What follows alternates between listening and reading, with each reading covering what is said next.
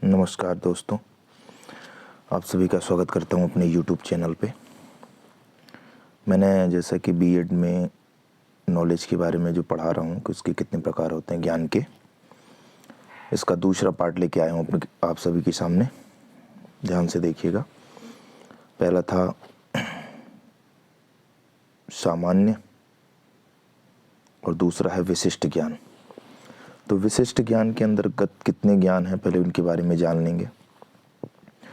तो देखिए यहाँ पे ज्ञान के स्रोत के आधार पर ही ज्ञान के विशेष प्रकारों को लिया गया है। ज्ञान के विशेष प्रकारों को निम्न रूप से बताया गया है। जैसे पहला आप्तवाचनात्मक या अधिकारात्मक ज्ञान। दूसरा आपका है, इसको इंग्लिश में बोलते हैं टेस्टिमोनी एंड अथॉरिटेटिव नॉलेज। दूसरा है आपका ऐन्द्रिक ज्ञान, इसको एम्पिरिकल नॉलेज बोलते हैं। तीसरा है तार्किक ज्ञान, रीजनिंग नॉलेज। चौथा है वैज्ञानिक ज्ञान, साइंटिफिक नॉलेज। और आप देखिए पांचवा है क्रियात्मक ज्ञान, जिसको बोलते हैं प्रैग्मेटिक नॉलेज।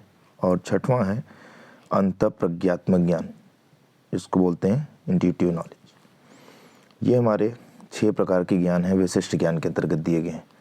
अब इनके बारे में आगे से विस्तार में हम पढ़ेंगे। एक एक शब्द को ध्यान से सुनिएगा और उसके बारे में आपको पूरी जानकारी मिल जाएगी कि हाँ, इसका मतलब ये होता है। पहली बात में आते हैं आप्तवाचनात्मक या अधिकारात्मक ज्ञान, जिसको इंग्लिश में हम बोलते हैं टेस्टिमोनी और अथॉरिटेटिव नॉलेज। टेस्टिमोनी या अथॉरिटेटिव, इसके बारे में भी आगे चर्चा करेंगे। इसको इंग्लिश में भी थोड़ा सा डिस्क्राइब कर देंगे आपको, इसका वास्तविक रूप में जो निष्कर्ष निकल के क्या आता है। तो यहाँ बात करते हैं। आप्त शब्द का अर्थ है विश्वसनीय या प्रामाणिक। आप्तवाचनात्मक ज्ञान वह ज्ञान है जिसमें हम उन व्यक्तियों के कथनों, लिखित विचारों, वैज्ञानिकों की खोज के तथ्यों या अन्य क्षेत्रों के विशेषज्ञों के विचारों द्वारा जानकारी ही प्राप्त करते हैं। अर्थात न तर्क पर आधारित होता है, न बोध पर आधारित होता है। हम सिद्धांतों के आधारित पर ज्ञान को प्राप्त करते हैं, जो कि सार्वभौमिक होते हैं। जैसे पृथ्वी सूर्य के चारों ओर चक्कर लगाती है, काटती है। अब ध्यान दीजिएगा, इसमें एकदम सीधा और सिंपल तरीका है, आपको बताता हूँ। ये ज्ञान जो होते हैं वो किसी न किसी चीज़ पर पहले से पूर्व निर्धारित या आधारित होते हैं। जैसे विज्ञान की किताब आप पढ़ लीजिए, भूगोल की किताब पढ़ लीजिए, उसमें से जो चीज़ें दी गई होती है वो सार्वभौमिक होती हैं। वो जो ज्ञान होते हैं वो सार्वभौमिक ज्ञान होते हैं हमारे। तो उसी पे इन्होंने दिखाया है कि सार्वभौमिक जो चीज़ें होती हैं, जैसे कि किसी टीचर ने मुझे पढ़ा दिया या किसी अधिकारी ने मुझे बता दिया कि ये चीज़ है, तो वो जो ज्ञान होती है उसी को हम बोलते हैं आप्तवाचनात्मक या अधिकारात्मक ज्ञान, जिसको इंग्लिश में आप टेस्टिमोनी भी बोलते हैं। अब देखिए टेस्टिमोनी का मतलब क्या होता है। टेस्ट मतलब पहले से टेस्टेड हो, मतलब पहले से ही वो चखा गया हो या पहले से ही वो सर्टिफाइड हो कि ये ज्ञान है। जैसे अथॉरिटेटिव, जैसे आप कहते हैं ना कि ये अथराइज्ड है, मतलब पहले से अधिकृत है। तो जो ये ज्ञान होते हैं, जैसे कि हमको पता है कि भूगोल, इतिहास, जैसे कुत्ते भौंकते हैं सार्वभौमिक सत्य है, ये हर जगह के कुत्ते भौंकते हैं। भूगोल, जैसे सूर्य जो है, पृथ्वी जो है सूर्य का चक्कर लगाती है, इस तरीके से सूर्य ग्रहण होता है, चंद्र ग्रहण होता है। तो ये जो ज्ञान होती हैं वो होती हैं आप्तवाचनात्मक या अधिकारात्मक ज्ञान। दूसरी ज्ञान के बारे में हम आते हैं। दूसरा ज्ञान हमारा ये है ऐन्द्रिक ज्ञान। देखिए ऐन्द्रिक का मतलब ही हो गया कि इंद्रियों से, एम्पिरिकल नॉलेज। ऐन्द्रिक का अर्थ होता है इंद्रियों से। इंद्रियां कितनी होती हैं? इंद्रियां हमारी 5 होती हैं। इसको थोड़ा आप जूम करके आपको दिखाते हैं। ये देखिए मैंने लिख रखा है, इंद्रियां हमारी 5 होती हैं। देखिए आँख, नाक, कान, जीभ और त्वचा। ध्यान से देखिएगा, यह ज्ञान यहाँ मैंने लिख रखा है, यहाँ से यहाँ तक, यह ज्ञान इंद्रियों से संबंधित है, अर्थात इसे इंद्रियों द्वारा ही ज्ञात या अर्जित या प्राप्त किया जाता है। तो यहाँ तक मैंने लिख दिया कि यह ज्ञान इंद्रियों से संबंधित है। इंद्रियों से संबंधित मतलब पांचों से। जैसे कि अगर हम देख के कोई चीज़ जानकारी लेते हैं, जैसे उसका रंग बता देते हैं, भेद बता देते हैं, तो ये क्या हो गया, आँख द्वारा एक त्वचा हो गई, एक मतलब इंद्रियाँ हो गई। दूसरा नाक द्वारा सूंघ कर बता देते हैं गंध आ रहा है, दुर्गंध आ रहा है या कैसा है वो। तीसरा सुनकर कि बुरा बोल रहा है, भला बोल रहा है, या मुझे कड़वा लगा, कैसा लगा। चौथा आपका हो गया जीभ द्वारा, जैसे जीभ द्वारा चख कर बताएगा स्वाद कड़वा है, तीखा है, मीठा है। त्वचा द्वारा, जैसे कि आग जल रही है, आग को छूने गए तो आग से गर्मी या ठंड महसूस हुआ, जो भी महसूस होता है आग से तो गर्मी महसूस होता है। तो जो ये ज्ञान होती है वो ऐन्द्रिक ज्ञान कहलाती है। तो जो हमें इंद्रियों के द्वारा प्राप्त किया जाता है, जो हमारे इंद्रियों के द्वारा ग्रहण किया जाता है, वो जो ज्ञान होता है वो ऐन्द्रिक ज्ञान हो गया। अब बारी आती है तीसरे की। इसी ज्ञान में एक लॉक नाम के जो प्रोफेसर साहब हैं, उन्होंने जो बोला है वो क्या बोला है, लॉक ने क्या लिखा है, इसे संवेदनशील ज्ञान कहा जाता है, क्योंकि वस्तुओं के अस्तित्व को हम अपने संवेगों से महसूस करते हैं। सही बात है, हम किसी चीज़ को महसूस करते हैं, देखते हैं या कुछ करते हैं, तो ये उन्होंने कहा कि बहुत संवेदनशील ज्ञान होता है। अतः संवेदनशील ज्ञान होता है।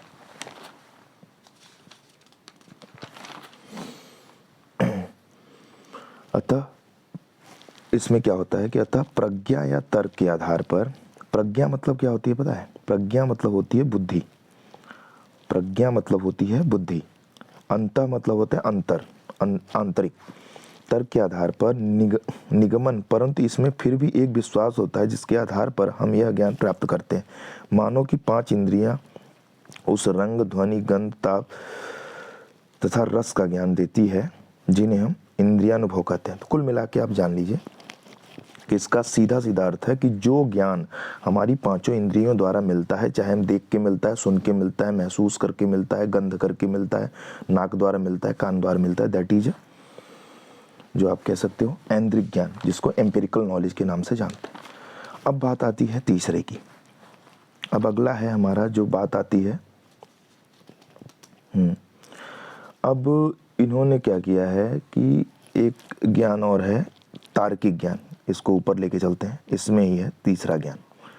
तीसरा ज्ञान है हमारा तार्किक ज्ञान, जिसको रीजनिंग नॉलेज। तार्किक मतलब होता है तर्क से, तार्किक का अर्थ होता है तर्क से। रीजनिंग का मतलब किसी चीज का रीजन होना, रीजन से ही रीजनिंग बनाया गया है, रीजन होना, उसके पीछे क्या कारण है। देखिए, पहले तो तार्किक ज्ञान के बारे में जानने से पहले हम आप तर्क की परिभाषा जान लेते हैं। जैसे मन में किसी उद्देश्य एवं लक्ष्यों को रखकर क्रमानुसार चिंतन करना तर्क है। ये गैरेट ने बोला है कि मन में किसी उद्देश्य एवं लक्ष्यों को रखकर क्रमानुसार चिंतन करना तर्क है। ठीक है।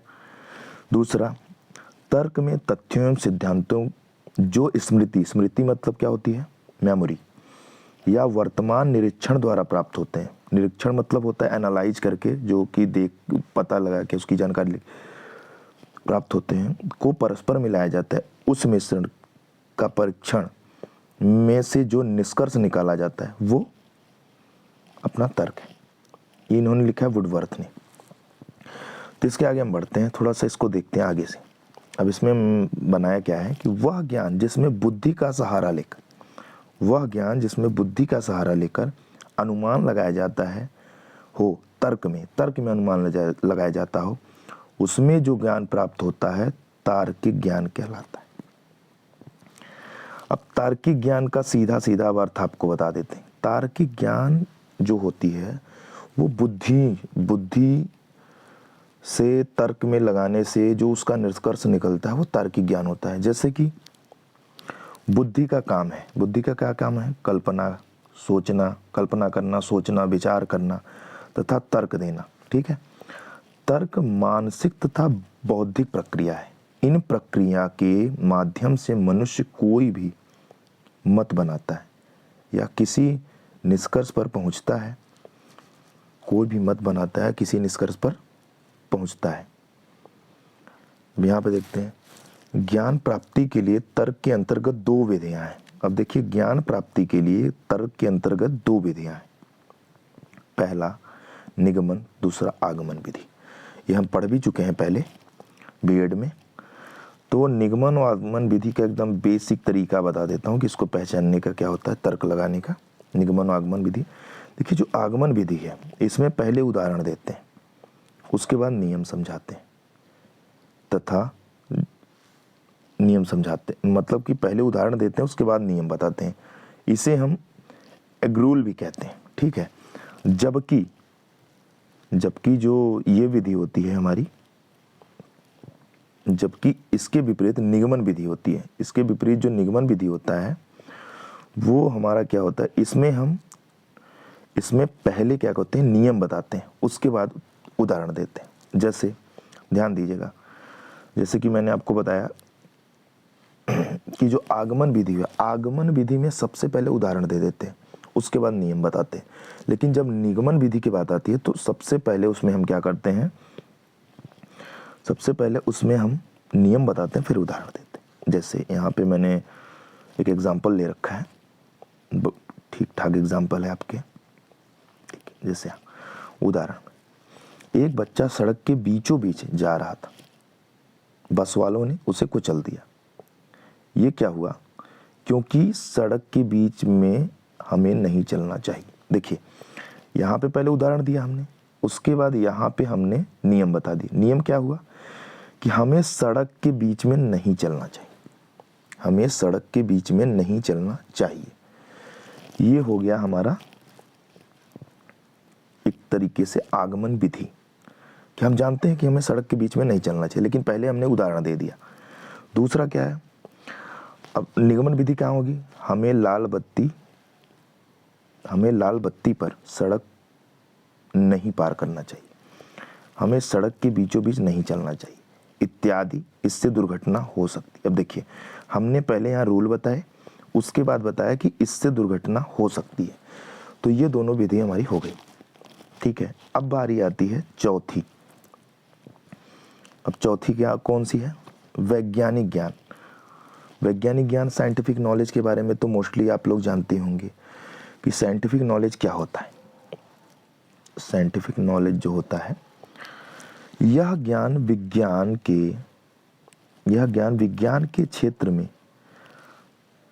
के क्षेत्र में रुचि रखने वालों के लिए होता है, और इस ज्ञान को प्रयोगशाला में प्रयोग करके और निरीक्षणों द्वारा प्राप्त करते हैं, ठीक है। इस ज्ञान के परिणामों की पुष्टि अन्य मनुष्यों, वैज्ञानिकों व विशेषज्ञों द्वारा किया गया परीक्षणों से की जाती है। इस ज्ञान को सक्षम बनाने हेतु ऐन्द्रिक ज्ञान व तार्किक ज्ञान का सहयोग लेना पड़ता है। यह वैज्ञानिक विषयों हेतु महत्वपूर्ण ज्ञान है, ठीक है। अब दूसरी चीज देखिए ध्यान से, इसमें क्या होता है कि इसमें सबसे बड़ी चीज वैज्ञानिक ज्ञान जानने का है कि ये विज्ञान से ही संबंधित होता है, विज्ञान से ही संबंधित होता है। उसी क्षेत्र में रुचि रखने वाले लोग इसमें आते हैं, इसमें प्रयोगशाला में जाते हैं, प्रयोग करते हैं, उसमें से निरीक्षण से निकालते हैं कि इसका परिणाम क्या है। तो ये जो ज्ञान होता है कुल मिलाकर विज्ञान से संबंधित होता है। तो इसको वैज्ञानिक ज्ञान दिया गया नाम, जिसको साइंटिफिक नॉलेज बोला। अगला है क्या आपका, अगला हमारा है क्रियात्मक ज्ञान। क्रियात्मक ज्ञान क्या होता है, प्रैग्मेटिक नॉलेज। देखिए क्रियात्मक ज्ञान एकदम सिंपल तरीके से मैंने यहाँ लिख दिया है। क्रियात्मक ज्ञान वह ज्ञान होता है जो व्यक्ति के अनुभव, प्रयोग, परीक्षण के आधार पर होता है। अनुभव मतलब आप जानते हैं, जब कहीं भी ज़्यादा देर तक काम करते हैं, ज़्यादा दिन तक रहते हैं या कहीं ज़्यादा रहते हैं, तो आपको वहाँ का अनुभव हो जाता है कि यहाँ पे ये चीज़ है, यहाँ पे ये चीज़ है। जैसे कि अब भारत का मैप ले लीजिए, उसमें आपको पता है कि वेस्ट में क्या है, गुजरात है, ईस्ट में क्या है, बांग्लादेश है, या ईस्ट में और भी राज्य हैं अपने, नॉर्थ में क्या है, जम्मू कश्मीर है, साउथ में क्या है, श्रीलंका है। इन चीज़ों के बारे में ये अनुभव है, एक तरीके से आप उसको जान गए। आप ऑफिस में काम करते हैं तो आपको पता है कि इस नंबर से इसका फ़ोन आता है, ये अनुभव है। एक तरीके से आप रोड पे चलते हैं तो आपको अनुभव हो जाता है कि यहाँ पे ये दुकान है, यहाँ पे ये दुकान है। इस तरीके से अनुभव के बाद प्रयोग, आप प्रयोग या परीक्षण के आधार पर जो होता है, जैसे कि आप किसी जगह काम करते हैं, ये एक तरीके से व्यक्तिगत ज्ञान होता है। ये आपके केवल इंडिविजुअल व्यक्ति पर निर्धारित होता है कि वो किस तरीके से सरवाइव करता है और किस तरीके से सोचता है और जानता है। जैसे कि यहाँ देखिए, एक विचारवादक हैं जिसके विचार पर यह आधारित है, उनका नाम है जॉन डीवी के विचारवाद पर आधारित है। ये प्रयोजनवाद या विचारवाद पर आधारित है। इसके अनुसार विचार और विश्वास जीवन के उपकरण हैं। ये कार्य की योजनाओं में सहायक होते हैं। यह ज्ञान व्यक्ति के अनुभव, प्रयोग, निरीक्षण के आधार पर होता है और यह व्यक्तिगत होता है। जैसे मैंने आप लोग पहले बताया कि व्यक्तिगत होता है। इसके साथ साथ यह ज्ञान व्यक्ति के सामंजस्य एवं सहायक होता है। ये बहुत उपयोगी ज्ञान होता है। देखिए, जो चीज़ आप सीखते हो आपके अंदर विश्वास जगाता है, आपके अंदर विचार पैदा करता है, आपके अंदर ही जो चीज़ें आपको मजबूत बनाता है और बहुत ही योग्य मतलब सबसे ज़्यादा उपयोगी ज्ञान इसको बोला जाता है। ये आपके अनुभव से उत्पन्न होता है, इसीलिए इसको क्रियात्मक ज्ञान बोला जाता है। लास्ट ज्ञान जो होता है वो है अंतःप्रज्ञात्मक ज्ञान। अब देखिए, सबसे बड़ी चीज़ अंतःप्रज्ञात्मक ज्ञान क्या होता है। अंत मतलब आंतरिक, देखिए एक, और प्रज्ञा मतलब बुद्धि। अंतःप्रज्ञात्मक ज्ञान मतलब कि जो आंतरिक रूप से जब हमारी बुद्धि विकास कर जाती है, हम किसी चीज़ को अनुभव जानने लगते हैं कि जैसे कि ये सही है कि गलत है, या अनुचित है उचित है, शुभ है या अशुभ है, या गलत है सही। तो जो ये चीज़ें हम जानने लग जाते हैं अपने अनुभव से, एक तरीके से जो अंतर बुद्धि से, तो वो जो ज्ञान कहलाती है वो अंतःप्रज्ञात्मक ज्ञान कहलाती है, जिसको हम इंट्यूटिव नॉलेज भी कहते हैं। जैसे अर्थात वह ज्ञान जो संपूर्ण या अध्यात्म को प्रदर्शित करे, इस अनुभूति में ज्ञाता ज्ञेय में लीन हो जाता है। ज्ञाता मतलब जो ज्ञानी होता है वो अपने ज्ञान में लीन हो जाता है। उसे किस चीज़ का नॉलेज हो जाती है, देखिए इसको मैं थोड़ा सा बड़ा कर देता हूँ। ये देखिए, इसमें क्या हो जाता है, इस अनुभूति में लीन हो जाता है, जिसके द्वारा वह उचित अनुचित, देखिए यहाँ उचित अनुचित, शुभ अशुभ तथा सही गलत का ज्ञान प्राप्त हो जाते हैं। हम वास्तविक जीवन में कई बार देखते हैं कि हम कुछ व्यक्तियों को निकट भविष्य में होने वाली घटनाओं के बारे में पहले ही पता चल जाता है। हमें कई बार यह महसूस होने लगता है कि हमारे साथ भी कुछ अच्छा अथवा बुरा घटित होने वाला है। यह पूर्वाभास अतः प्रज्ञात्मक ज्ञान, मतलब किसी भी घटने का होना, ये मतलब अनुचित होना, सही होना, गलत होना, या तो अनुचित हो जाना, उचित हो जाना, लाभ होने वाला या हानि, इस तरीके से घटना, मतलब कि जो पूर्वाभास, जिसमें पूर्वानुमान लग जाए, अतः प्रज्ञात्मक ज्ञान ही है। यह आत्मत्व की तरह है, क्योंकि आत्मा भी सर्वत्र रहती है, मरती नहीं है। यह ज्ञान सार्वभौमिक भी है।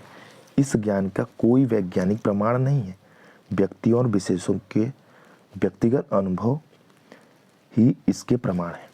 तो देखिए, ये तो सारी चीज़ें हमारी हो गई।